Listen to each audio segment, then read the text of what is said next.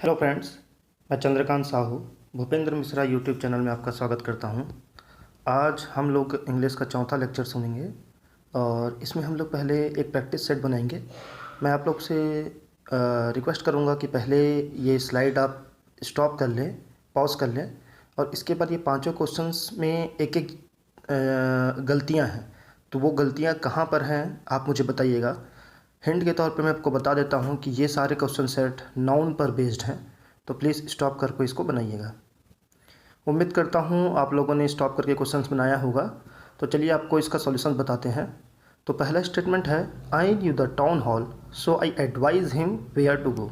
अब देखिए, जैसे कि मैंने आपको पहले ही बताया था कि इसमें एक हिंट था कि ये नाउन से रिलेटेड सारे एरर्स हैं और इसमें सारे सेंटेंसेस में एक एक एरर्स हैं। तो जैसा मैं आपको इसको बताना चाहूँ, इसमें पहला सेंटेंस में आई न्यू द टाउन हॉल, ये वाला सेंटेंस तो पूरा स्टेटमेंट तो पूरा सही है ना, क्योंकि उसे पता है कि टाउन हॉल कहाँ पर है। So I advise him where to go. अब यहाँ पर एक शब्द देखिए आया हुआ है एडवाइस। यहाँ पर ये जो वर्ड आया हुआ है एडवाइस, यह एक वर्ब है, सॉरी यह एक नाउन है, यह एक नाउन है। और जब भी हम किसी चीज़ में सलाह दे रहे होते हैं तो हम लोग वहाँ पर एक वर्ब का यूज़ करते हैं। तो यहाँ पर एडवाइस ना यूज़ होके यहाँ पर एक शब्द आएगा SED। यहाँ पर ये वाला एडवाइस्ड आएगा। इस एडवाइस्ड का मतलब होता है जहाँ पर हम लोग इस C को रिप्लेस करके S लगा देंगे और लास्ट में D भी लगेगा, है ना, क्योंकि उसने दिया था। तो यहाँ पर ये वर्ब जो आएगा वो है एडवाइस्ड। ओके फ्रेंड्स, इसका नेक्स्ट क्वेश्चन है, mister Nakar took the photographs of grazing cattles in the village. अब जैसे कि मैंने आपको बताया था, नाउन्स सिंगुलर नाउन्स भी होते हैं, प्लूरल नाउन्स भी होते हैं, बट ऐसे कुछ नाउन्स होते हैं जो हमेशा प्लूरल दिखते हैं, है ना, बट सिंगुलर की तरह यूज़ होते हैं। और ऐसे कई नाउन्स हैं जो सिंगुलर दिखते हैं बट हमेशा वो प्लूरल की तरह यूज़ होते हैं। जैसे यहाँ पर एक वर्ड है कैटल्स। तो कैटल्स एक समूह को बोला जाता है ना, जानवरों के एक समूह को बोला जाता है, बट कैटल्स हमेशा विदाउट एस यूज़ किया जाता है और वो हमेशा एज अ प्लूरल यूज़ होता है ना। तो यहाँ पर जो गलती है वो है ES ना होके ओनली E रहेगा। एस को हम लोग यहाँ पर ओमिट कर देंगे, मतलब नहीं रहेगा वहाँ पर एस, ठीक है, क्योंकि कैटल अपने आप में हमेशा एक प्लूरल सब्जेक्ट होता है, ठीक है। The king was very proud as his cavalry was very strong. Cavalry मतलब होता है उसकी मिलिट्री, समझ लीजिए, है ना, उसकी मिलिट्री को ही हम लोग कैवलरी बोलते हैं। तो यहाँ पर राजा बहुत ही प्राउड था, मतलब बहुत ही गर्व महसूस करता था अपनी किस पे, मिलिट्री पे। तो मिलिट्री वर्ड जहाँ भी आएगा वह अपने आप में एक समूह को दिखाता है ना। तो यहाँ पर हमको एक प्लूरल हमको लगाना पड़ेगा, ठीक है। तो कैवेलरी तो अपने आप में एक प्लूरल है, बट यहाँ पर जो वॉज लगा हुआ है यह सिंगुलर के लिए यूज़ किया जाता है। तो इसको रिप्लेस करना पड़ेगा हम लोग को, और इस वॉज को रिप्लेस करके हमको बनाना पड़ेगा वर्ब। तो दोस्तों ऐसे एरर्स होते हैं, जैसे आपको पहले सेंटेंस बताना चाहूँ तो इसके ये सेकंड पार्ट में एरर था, ठीक है, इसके इस थर्ड पार्ट में एरर था और इसके भी इस थर्ड पार्ट में एरर था। नेक्स्ट क्वेश्चन है, William Shakespeare is known for his dramas more than his poetries. ठीक है दोस्तों, तो जैसे कि आप सब लोग जानते हैं विलियम शेक्सपियर को, वो ड्रामा भी लिखते थे और पोइट्रीज भी लिखते थे। तो आपको दोस्तों यहाँ पर गलती ये है कि ड्रामास तो यहाँ पर ठीक है क्योंकि वह एक हिसाब से नाटकें हो गई, तो नाटकें तो वो बनाते थे, उसमें कोई दिक्कत नहीं। बट यहाँ पर जो पोइट्रीज यूज़ हुई है, पोइट्रीज हमेशा जो होता है उसको हम लोग एज अ प्लूरल हो चाहे सिंगुलर हो, पोइट्री ही यूज़ करते हैं। पोइट्रीज कोई शब्द नहीं होता है। हाँ, इसको अगर एक और चीज़ चाहे तो आप इसको पोएम्स बोल सकते थे। पोएम्स हम लोग यहाँ पर एक वर्ड यूज़ कर सकते थे, बट यहाँ पर पोइट्रीज ना होके पोइट्री होगा। तो दोस्तों मैं इसको पांचवें सेंटेंस को आप लोगों के लिए छोड़ दे रहा हूँ। आप इसमें मुझे बताइएगा कि गलती कौन से सेंटेंस में है ना, और उसको किस वर्ड से सुधारा जा सकता है, ठीक है दोस्तों यहाँ पर हमारा एक दूसरा सेट भी है, इसमें भी मैं आपको हिंट दे देता हूँ। इसमें सारे क्वेश्चंस रिलेटेड टू है प्रोनाउन। तो आप लोग इसको पहले अटेम्प्ट करिए, 5 सेकंड पॉज कर देता हूँ मैं, उसके बाद मैं फिर से बैक आऊँगा और उसके बाद इसका मैं सॉल्यूशन बताऊँगा। तब तक आप इसको अटेम्प्ट करके आंसर कमेंट बॉक्स पे कमेंट कीजिए। दोस्तों उम्मीद करता हूँ आप सभी लोगों ने ये क्वेश्चन अटेम्प्ट कर लिया होगा। चलिए इसका सॉल्यूशन बताते हैं आपको। पहला क्वेश्चन है it will B us who will buy a new house. तो जैसे मैं आपको पहले ही बताया था, प्रोनाउंस में होते हैं फर्स्ट पर्सन होता है, सेकंड पर्सन होता है और थर्ड पर्सन होता है। ठीक है, तो जब भी ऑब्जेक्टिव केस में है ना, यहाँ पर ऑब्जेक्टिव केस है, आपको अब कमेंट में मुझे ये बताइएगा कि ये ऑब्जेक्टिव केस है और सब्जेक्टिव केस है, कैसे डिफाइन करेंगे हम लोग क्या क्वेश्चन पूछते हैं, वर्ब से क्वेश्चन पूछते हैं कि व्हाट और वे हु से, है ना। तो यहाँ पर क्या होगा, इट विल बी हु, तो हु में क्या आ रहा है, अस आ रहा है, बट हमेशा ऑब्जेक्टिव केस में बी के साथ अस ना लग के यहाँ पर उसका अनदर फॉर्म लगेगा जो होता है वी। तो यहाँ पर इसका सेंटेंस जो करेक्शन होगा वो होगा it will be we who will buy a new house. ठीक है दोस्तों,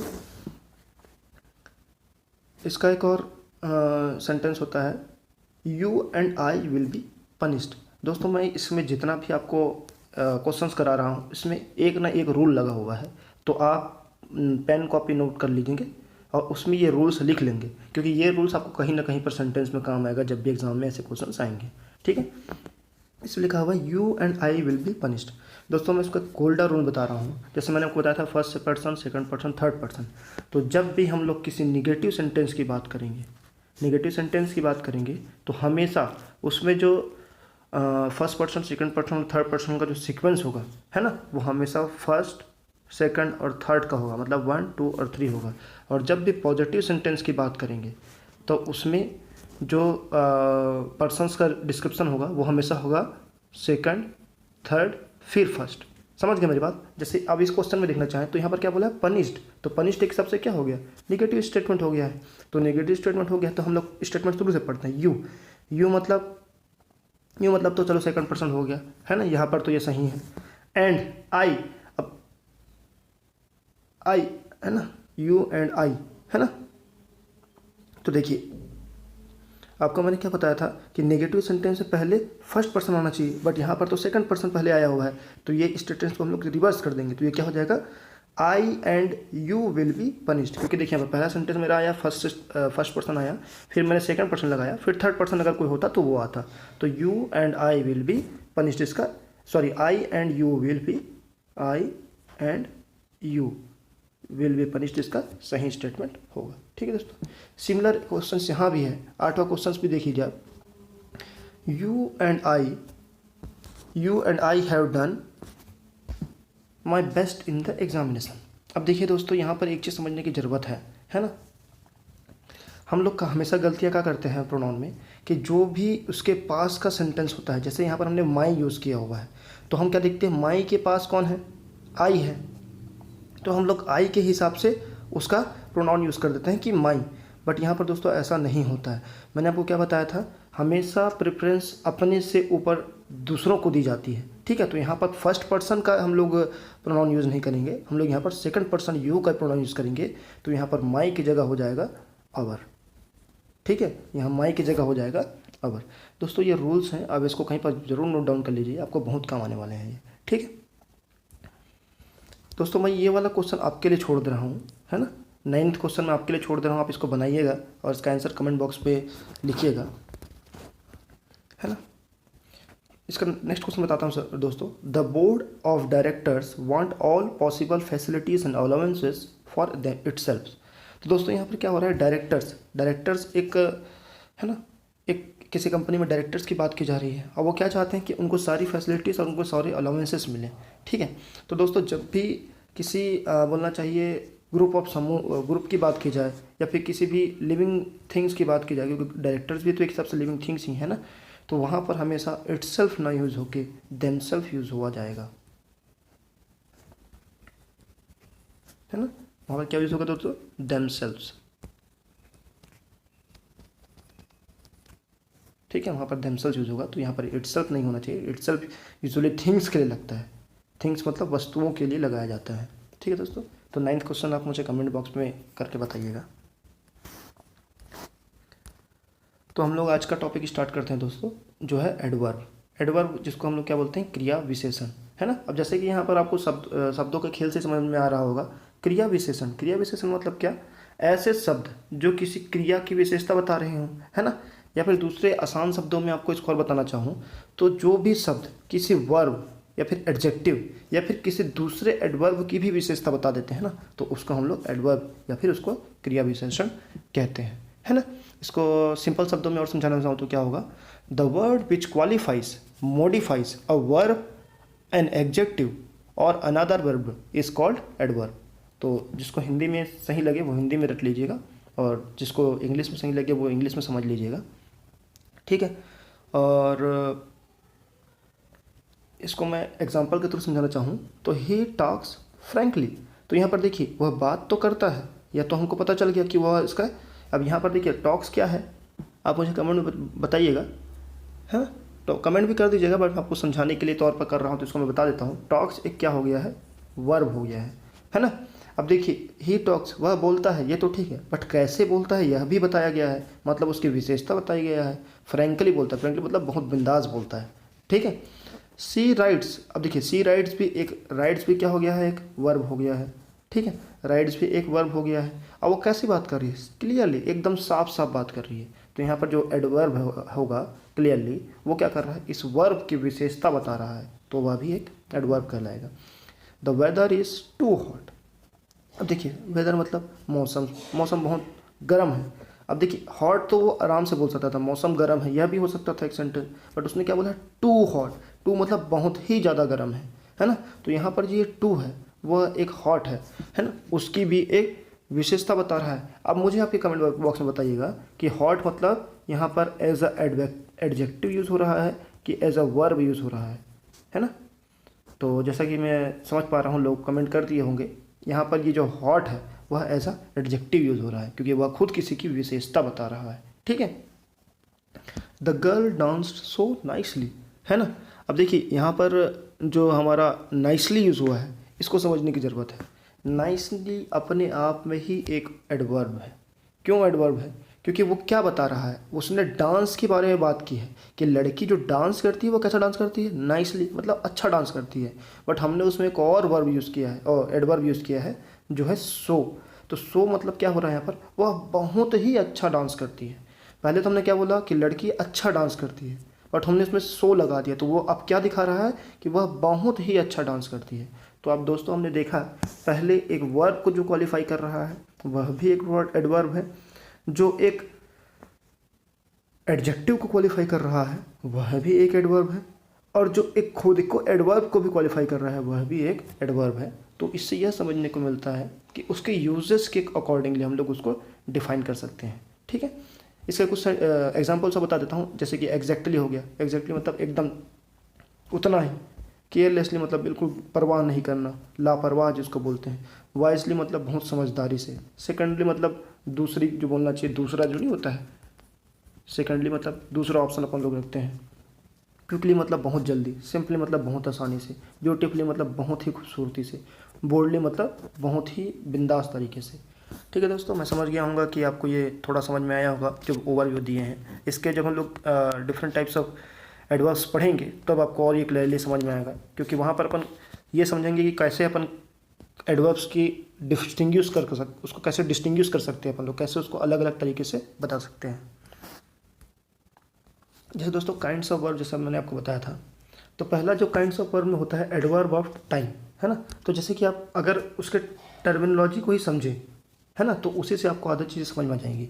यहाँ हम लोग कालवाचक क्रिया विशेषण की बात कर रहे हैं, तो कालवाचक क्रिया विशेषण है तो इसमें हम लोग क्या होगा, ऐसे एडवर्ब जो हमको टाइम के होने का एक्शन बताएंगे, मतलब time, adverb of time shows the time of an action, मतलब ऐसे एडवर्ब जो टाइम बताएंगे किसी भी एक्शन का, है ना, किसी भी एक्शन का अगर वो टाइम बता देता है तो वो क्या होगा, एडवर्ब ऑफ टाइम। इसको हम लोग हिंदी में और समझना चाहें तो अच्छे समझना चाहें क्या होगा कि जब भी हम लोग वर्ब के साथ, है ना, व्हेन मतलब कब, कब का अगर क्वेश्चन लगाकर पूछते हैं किसी भी वर्ब के साथ, तो जो भी उत्तर मिलेगा, ये जरूर ध्यान दीजिएगा, जो भी आंसर मिलेगा वह एडवर्ब ऑफ टाइम होगा। ठीक है, पहले तो सिंपल शब्दों में ये है कि जो भी वर्ब, है ना, जो भी एडवर्ब टाइम ऑफ एक्शन को बताएगा वह एडवर्ब ऑफ टाइम है। बट अगर इसको क्वेश्चन तरीके से करना चाहें तो वह वर्ब जिसके साथ हम लोग व्हेन लगा के क्वेश्चन कर दें और आंसर जो भी मिले वह एडवर्ब ऑफ टाइम होगा। उसके एग्जांपल्स है ago, then, today, formerly, just, soon, daily, ever, shortly, immediately, now, date, late, never, already, ever. तो ये सब एक एग्जांपल्स हैं। मैं आपको 2 एग्जांपल्स इसके बता रहा हूँ। आपसे मैं रिक्वेस्ट करूँगा कि कमेंट बॉक्स में एक एक जितने भी एग्जांपल्स यहाँ पर लिखे हुए हैं इससे एक एक एग्जांपल आप क्रिएट करिए। तो क्रिएट करेंगे तो आपको उसका यूजेस समझ में आएगा, है ना। तो जैसे मैं बताना चाहूँ I will go to school tomorrow. तो यहाँ पर देखिए, अब मैंने आपको क्या बोला था, वर्ब के साथ हमको क्वेश्चन करना है। तो मैं वर्ब कौन सा है यहाँ पर सबसे पहले पहचानूँ तो गो है ना। तो मैं क्वेश्चन करूँगा गो के साथ, will go when, will go when, कब जाएंगे। तो मैंने क्या बता दिया आंसर उसका, टुमारो। तो यहाँ पर जो टुमारो होगा वो एडवर्ब ऑफ टाइम होगा। फिर नेक्स्ट क्वेश्चन देखते हैं, he went to Delhi yesterday. अब उसने क्या बताया है, वेंट मतलब एक वर्ब है, वह गया है दिल्ली, लेकिन गया तो है, यहाँ पर उसने वर्ब तो बता दिया गया है, बट वर्ब की विशेषता भी बताई जा रही है। और वो विशेषता कौन बता रहा है, यस्टरडे बता रहा है। तो हम लोग फिर से क्वेश्चन पढ़ेंगे, वेंट वेन। तो जब वेंट वेन कर दिए तो उसका आंसर मिल जा रहा है हमको यस्टरडे। तो यहाँ पर यस्टरडे एक एडवर्ब ऑफ टाइम हो जाएगा। ऐसे दूसरा एक होता है दोस्तों एडवर्ब ऑफ फ्रीक्वेंसी, है ना। तो एडवर्ब ऑफ फ्रीक्वेंसी वो होता है जो हमको यह बताए कि कितनी बार एक एक्शन लिया गया है ना। मतलब कि अगर किसी शब्द से हमको यह पता चले कि कितनी बार वह एक्शन लिया गया है तो उसको बोलते हैं एडवर्ब ऑफ फ्रीक्वेंसी, जिसको आवृत्तिवाचक क्रिया विशेषण भी कहते हैं। तो इसको अगर मैं एग्जाम पर्सपेक्टिव से बताऊं तो हमको क्या करना पड़ेगा, किसी भी वर्ब के साथ जब हम लोग हाउ ऑफन या फिर हाउ मैनी का क्वेश्चन लगाएंगे और जो भी आंसर प्राप्त होगा उसको हम लोग एडवर्ब ऑफ फ्रीक्वेंसी बोलेंगे। ठीक है दोस्तों, फिर से समझ लीजिए इसको, क्योंकि मैंने बेसिकली आपको समझाया है कि एडवर्ब ऑफ फ्रीक्वेंसी यह बताएगा कि कितनी बार वह एक एक्शन हुआ है। बट अगर एग्जाम पर्सपेक्टिव से समझना है तो हमको यह समझना पड़ेगा कि जब भी वर्ब के साथ हाउ ऑफन या हाउ मैनी का क्वेश्चन करेंगे तो जो आंसर प्राप्त होगा वह एडवर्ब ऑफ फ्रीक्वेंसी होगा। फिर से यहाँ पर हमने एग्जाम्पल्स लिखे हुए हैं उसके, once again, rarely, often, frequently, twice, punctually, regularly, है ना, ओकेजनली। तो इससे भी आप एक एक सेंटेंस बनाइएगा खुद से और कमेंट बॉक्स में कीजिएगा तो आपको समझ में आएगा कि आप क्या कर रहे हैं, है ना। अगर करते हैं तो समझ में आ जाता है उससे। ही अटेंड्स क्लासेस रेगुलरली। अब देखिए यहाँ पर क्या किया है, ही अटेंड्स क्लासेस रेगुलरली। अब देखिए अटेंड्स तो यहाँ पर एक हो गया है ना वर्ब, हम तो ये समझ चुके हैं। अब हम लोग क्या करेंगे, उससे एक क्वेश्चन पूछेंगे, attends how often, how often मतलब कितनी बार वो अटेंड करता है, तो उसका क्या आंसर मिलेगा, रेगुलरली, है ना। तो यहाँ पर अटेंड्स हाउ ऑफन मतलब कैसे अटेंड कर रहा है वो, तो रेगुलरली मतलब लगातार अटेंड कर रहा है वो, है ना, या फिर निरंतर जिसको बोलते हैं अपन लोग, निरंतर अटेंड कर रहा है। तो यहाँ पर जो रेगुलरली एक वर्ड होगा वह एडवर्ब ऑफ फ्रीक्वेंसी होगा, क्योंकि वह उसके कितने बार होने का बारे में बता रहा है। I have always help you, है ना, I have always helped you. अब देखिए यहाँ पर हमको एक चीज़ समझनी होगी, हेल्प भी एक वर्ब है ना। तो हेल्प हम लोग क्वेश्चन पूछेंगे, हाउ ऑफन हेल्प, या फिर help how often, help how often. तो इसका आंसर क्या मिल रहा है हमको, ऑलवेज। तो ऑलवेज जब इसका आंसर मिल रहा है तो वह क्या होगा, एडवर्ब होगा। और क्या कौन सा एडवर्ब होगा, एडवर्ब ऑफ फ्रीक्वेंसी होगा, है ना दोस्तों। ये आप धीरे धीरे जब समझेंगे, सारे टाइप सब समझ जाएंगे, कैसे क्वेश्चंस करने हैं, तो आपको अच्छे से समझ में आ जाएगा। इसकी प्रैक्टिस ज़रूर करिएगा, जितने भी मैंने एग्जांपल दिए हैं, है ना, उस पर एक सेंटेंस बनाइएगा तो आपको अच्छे से और समझ में आएगा। एडवर्ब ऑफ प्लेसेस, स्थानवाचक क्रिया विशेषण, है ना। तो इसमें क्या होगा दोस्तों, स्थानवाचक क्रिया में क्या होगा, adverbs of places indicates where or at what place an action has performed. मतलब किस जगह पर एक एक्शन परफॉर्म हुआ है, इसके बारे में एडवर्ब ऑफ प्लेसेस बता देगा। ठीक है, अब देखिए एग्जाम पर्सपेक्टिव से समझने तो क्या होगा, एग्जाम के हिसाब से भी समझना जरूरी है। तो किसी भी वर्ब के साथ जब वेयर, वेयर मतलब कहाँ, लगा कर पूछ लेंगे तो जो भी आंसर प्राप्त होगा वह एडवर्ब ऑफ प्लेस कहलाएगा। ठीक है, तो इसका एग्जांपल देख लीजिए आप, a, far, within, below, here. Below मतलब डाउन, है ना, नीचे। देयर मतलब वहाँ, डाउन मतलब नीचे, आउटसाइड मतलब बाहर, बैकवर्ड मतलब पीछे, इनसाइड मतलब अंदर, नियर मतलब पास, नोवेयर मतलब कहीं नहीं, समवेयर मतलब कहीं पर, एवरी मतलब हर जगह, है ना। तो इसका एग्जांपल समझते हैं, प्लीज़ कम हियर। अब देखिए कम है, कम एक वर्ब है, हम क्या करेंगे, इसे क्वेश्चन करेंगे, कम वेयर। तो कम वेयर का आंसर क्या दे रहा है हमको, हियर दे रहा है। अगर इसे जब हम लोग देयर लगा दे तो क्या हो जाएगा, कम देयर। तो यहाँ पर देयर एक एडवर्ब ऑफ प्लेस हो जाएगा, है ना। अब यहाँ पर डाउन लगा दे तो क्या हो जाएगा, कम डाउन, मतलब नीचे आइए, है ना। अब मैंने इसके आउटसाइड लगा दिया तो क्या हो जाएगा, कम आउटसाइड। तो आप लोग थोड़ा सिमिलर टाइप से सेंटेंस मत बनाइएगा, थोड़ा डिफरेंट टाइप से बनाइएगा। ये मैंने आपको सबसे ईजिएस्ट वे में समझाया है ना। तो उसको कमेंट में करिएगा, फिर समझ में आएगा अपन को। He went far, he went फार मतलब वेंट वेयर या फिर वेयर वेंट। तो हमको इसका आंसर क्या मिलेगा, फार, मतलब बहुत दूर चला गया है वो, है ना। तो जब भी किसी वर्ब के साथ हम लोग वेयर का क्वेश्चन करते हैं और अगर हमें आंसर मिल जाता है तो वह क्या हो जाएगा, एडवर्ब ऑफ प्लेस हो जाएगा, ठीक है। तो यहाँ पर एक फार जो है एडवर्ब ऑफ प्लेस होगा। एडवर्ब ऑफ क्वालिटी में क्या होगा, ऐसी एडवर्ब ऑफ क्वालिटी में क्या होगा, adverb of quality indicates the degree of an action or an adjective or an adverb, है ना। This shows the questions how much or in what degree and into what extent। मतलब कि कहने का मतलब क्या है, वह कितनी मात्रा में हुआ है, किस हद तक हुआ है ना। यह अगर बता देता है कोई शब्द तो वह एडवर्ब ऑफ क्वांटिटी कहलाएगा। एग्जाम के हिसाब से समझें तो जब भी वर्ब के साथ हम लोग how much, in what degree, to what extent लगाकर अगर क्वेश्चन पूछें तो जो भी आंसर प्राप्त होगा उसको हम लोग एडवर्ब ऑफ क्वांटिटी बोलेंगे, ठीक है। तो समझ गए कि जो भी शब्द इसके बारे में बता देगा वह एक एडवर्ब ऑफ क्वांटिटी होगा। तो जैसे देखिए the T is rather hot. अब देखिए हम लोग क्या क्वेश्चन पूछेंगे। अब देखिए हमको सबसे पहले यह चीज़ पूछना जरूरी है कि क्वेश्चन किससे पूछना है। तो हमको सबसे पहले यहाँ पर एक वर्ब पहचानना होगा, है ना। तो यहाँ पर वर्ब कौन सा होगा दोस्तों, हॉट होगा, है ना। तो हम लोग क्या क्वेश्चन पूछेंगे, हॉट हाउ मच। हमने पूछा हॉट हाउ मच, तो क्या बोल रहा है, रेदर, है ना। तो उसका रेदर मतलब बहुत। तो चाय बहुत ही गर्म है, तो यहाँ पर जो बहुत बता रहा है वो क्या बता रहा है, क्वांटिटी के बारे में बता रहा है ना। तो यह भी एक एडवर्ब ऑफ क्वांटिटी हो जाएगा। The cow is most useful, है ना। अब यूजफुल हम पूछेंगे हाउ मच यूजफुल, है ना। हमने पूछा पहले हाउ मच यूजफुल, तो उसका आंसर हमको मिल रहा है। या फिर इसको अलग हिसाब से कैसे क्वेश्चन पूछ सकते हैं, यूजफुल टू व्हाट एक्सटेंट भी पूछ सकते हैं, है ना, कि किस हद तक वह यूजफुल है। तो बोलेंगे मोस्ट, मतलब बहुत ही ज़्यादा हद तक, है ना, बहुत ज़्यादा हद तक वो हमारे लिए यूजफुल है। तो दोस्तों आप मुझे ये too, very, hardly, much, nearly, almost, rather, rather से तो मैंने आपको एक सेंटेंस बता दिया है ना। मोस्ट से भी मैंने आपको एक सेंटेंस बता दिया है। बाकी ऑलमोस्ट से एक सेंटेंस कमेंट करके बताइएगा, तो देखते हैं, है ना।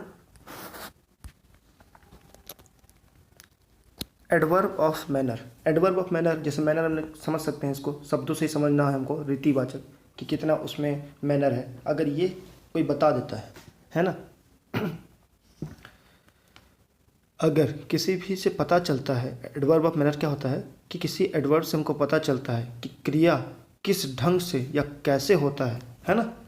तो उसको हम लोग क्या बोलेंगे, एडवर्ब ऑफ मैनर। तो अगर इसको समझना है तो क्या बोलेंगे, जब वर्ब में हाउ लगा दे, हाउ मतलब क्या होता है, कैसे। तो हम जब भी कोई वर्ब एडवर्ब होता है वह कैसे हो रहा है उसके बारे में बता रहा है, तो उसको एडवर्ब ऑफ मैनर बोल रहे हैं। तो जब भी वर्ब के साथ हम लोग हाउ लगाकर क्वेश्चन पूछेंगे तो जो भी आंसर मिलेगा उसको हम लोग एडवर्ब ऑफ मैनर बोलेंगे, ठीक है। जैसे कि यहाँ पर एग्जांपल्स हैं, loudly, carefully, quickly, bravely, fast, well, दस, है ना। ये सब सारे एग्जांपल हैं एडवर्ब ऑफ मैनर के। इसका कुछ एग्जांपल मैं बता देता हूँ। जैसे सी राइट्स ब्यूटीफुली, है ना। अब देखिए राइट्स ब्यूटीफुली, तो राइट्स तो यहाँ पर एक वर्ब हो गया, समझ में आ गया। हमको वर्ब के साथ क्या करना था, हाउ लगाना था। तो वर्ब के साथ हमने हाउ लगाया तो क्या होगा, हाउ राइट्स, या राइट्स हाउस, तो क्या होगा ये होपफुली, सॉरी ब्यूटीफुली, है ना। तो वहाँ पर वो कैसा लिख रही है, राइट्स हाउ जब बोल रहे हैं तो कैसा लिख रही है, बहुत ही खूबसूरती से लिख रही है। तो उसके बारे में क्या बता रहा है, वो कैसा हुआ है उसके बारे में बताया जा रहा है। तो वो भी एक क्या होगा, एडवर्ब ऑफ मैनर हो जाएगा, है ना। सॉरी दोस्तों। The child slept soundly. अभी कि साउंडली मतलब क्या हो रहा है यहाँ पर, बहुत ही शांति से। लोग इसको थोड़ा कंफ्यूज कर जाते हैं, सेंटेंस में जैसा यूज़ होता है ना उस हिसाब से हमको उसके अर्थों को समझना पड़ता है। तो यहाँ पर जो साउंडली यूज़ हुआ है वो बहुत ही शांति से या फिर बहुत ही चुपचाप सोई हुई है, ये बताया जा रहा है। तो यहाँ पर हाउ स्लेप्ट या स्लेप्ट हाउ, तो स्लेप्ट हाउ जब कर रहे हैं तो उनको क्या मिल रहा है, उसका आंसर साउंडली मिल रहा है। तो इसका मतलब क्या होगा, एडवर्ब ऑफ मैनर यहाँ पर जो होगा वो है साउंडली हो जाएगा।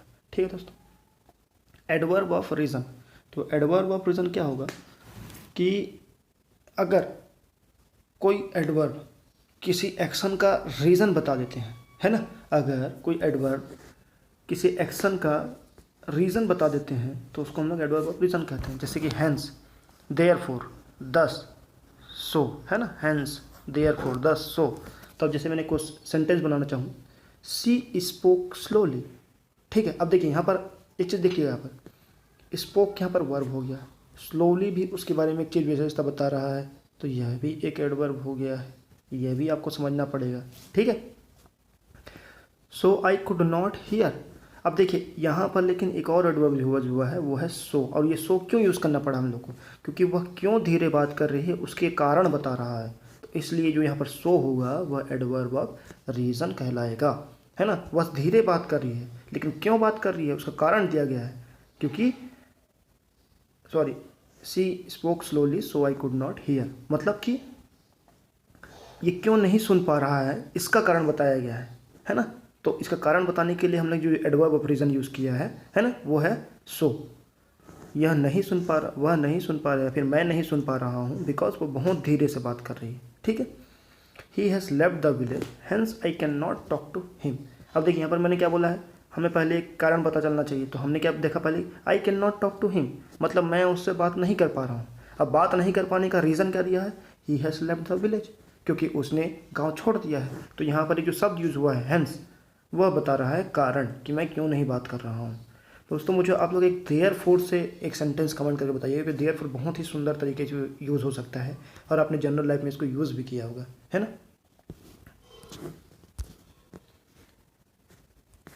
अब हम सबसे आसान एडवर्ब्स की तरफ जाते हैं दोस्तों, क्योंकि मैंने आपको पहले ही बताया था जहाँ भी इंटरोगेटिव शब्द आ गया आपको समझ जाना है कि वहाँ पर प्रश्नों के बारे में बात किया जा रहा है, या फिर प्रश्नवाचक संज्ञा प्रश्नवाचक चीज़ों के बारे में बात किया जा रहा है। तो यहाँ पर यह प्रश्नवाचक क्रिया विशेषण जब भी किसी भी प्रश्न को पूछा जाए, व्हेन, वेयर, हाउ, व्हाई। अब देखिए यहाँ पर एक शब्द यूज़ हो रहा है how long, how much, how many, how often. यहाँ पर हाउ मैनी, हाउ ऑफन तो आपने कहाँ पर देखा था, और एडवर्ब ऑफ क्वांटिटी में देखा था। ठीक है, तो वहाँ भी यूज़ होता है, क्योंकि यहाँ पर क्वेश्चंस के तौर पे यूज़ हो रहा है, इसलिए भी हम लोग इसको यहाँ पर यूज़ कर सकते हैं। तो मैं क्वेश्चन पूछना चाहूँगा, when do you go to school. तो हम लोग यहाँ पर व्हेन लगा दिए हैं, है ना। तो यह पूछ रहा है कि तुम कब स्कूल जा रहे हो, तो यह भी एक इंटरोगेटिव एडवर्ब हो जाएगा, प्रश्नवाचक क्रिया विशेषण हो जाएगा, है ना। गो का जो पूछ रहा है क्वेश्चन, उसके बारे में बात कर रहे हैं यहाँ पर। वेयर इज़ योर फादर, कहाँ है तुम्हारे फादर, है ना, कहाँ है तुम्हारे फादर। तो यहाँ पर वेयर जो क्या पूछ रहा है, तुम्हारे पापा के बारे में पूछ रहा है, और कहाँ है के बारे में पूछ रहा है ना। तो वह भी एक इंटरोगेटिव एडवर्ब हो जाएगा। ठीक है। आप मुझे एक सेंटेंस बताइएगा हाउ लॉन्ग से, बहुत ही प्यारा सेंटेंस बनेगा हाउ लॉन्ग से। मैं इसको आपको नेक्स्ट क्लासेस में इसके एग्जांपल्स बताऊंगा, आपको और अच्छे समझ में आएगा कि अगर कैसे और उसको अच्छे से बनाया जा सकता था। ठीक है।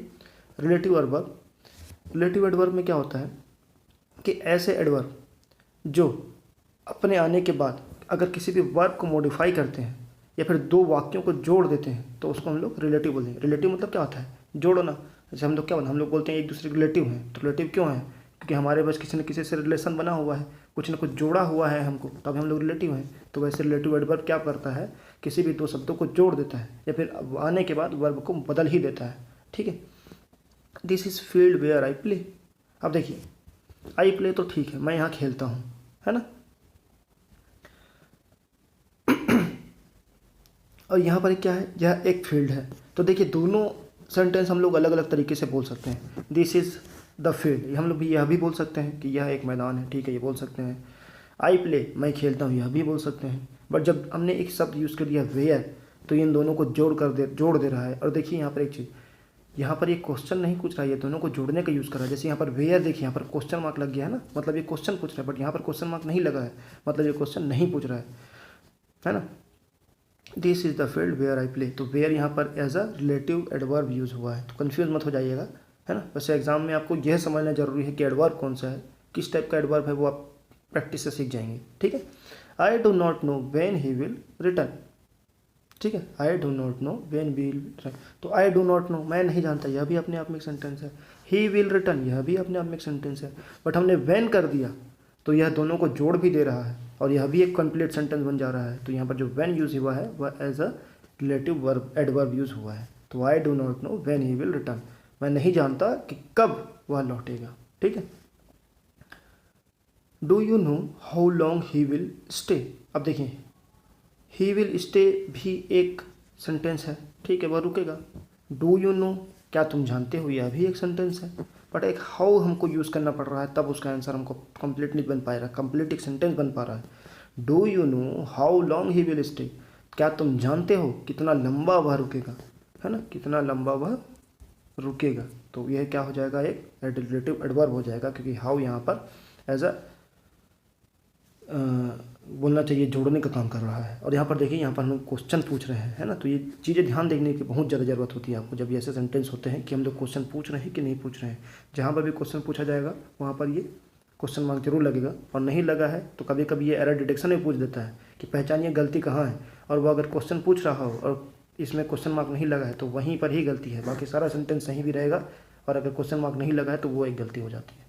ठीक है दोस्तों, तो आज के लिए इतना ही। आप कमेंट बॉक्स में जितनी भी चीज़ें बताई गई हैं उनको बताइएगा, हम लोग फिर इसको अगली क्लास में कैरी फॉरवर्ड करेंगे। थैंक यू दोस्तों।